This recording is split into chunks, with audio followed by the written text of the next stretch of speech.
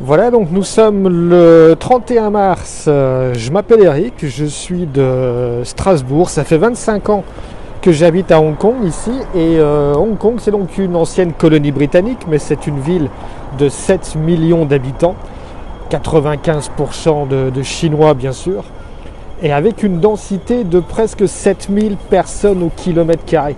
C'est-à-dire une densité 60 fois supérieure à celle de la France.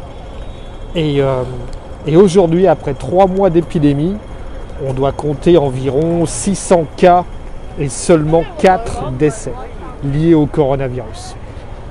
La grosse différence par rapport aux chiffres auxquels on assiste aujourd'hui, et c'est dramatique en Europe, aux États-Unis, c'est que ici, comme vous le voyez, 100% des personnes portent le masque. Tout le monde porte le masque dans la rue. Il n'y a pas de confinement, seules les écoles sont fermées.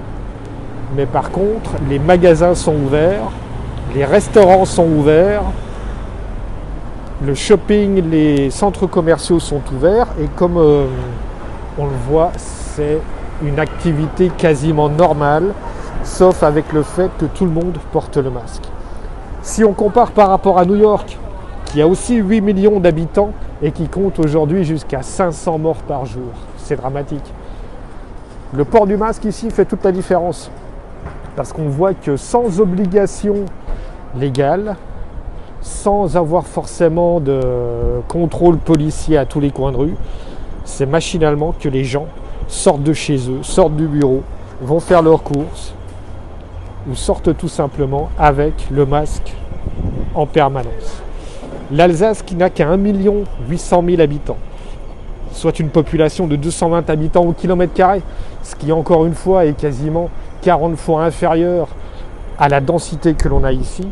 On compte aujourd'hui presque 500 morts à la fin du mois de mars.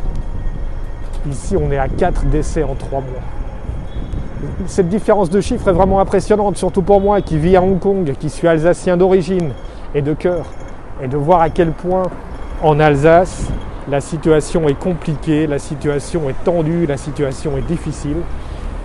Alors qu'il semblerait que le simple fait de porter le masque puisse déjà vraiment être le premier geste barrière. Au niveau collectif, ça fait toute la différence. Parce que si tout le monde porte le masque, on voit que du coup, les personnes qui sont contaminées ou qui sont porteurs du virus vont le porter forcément.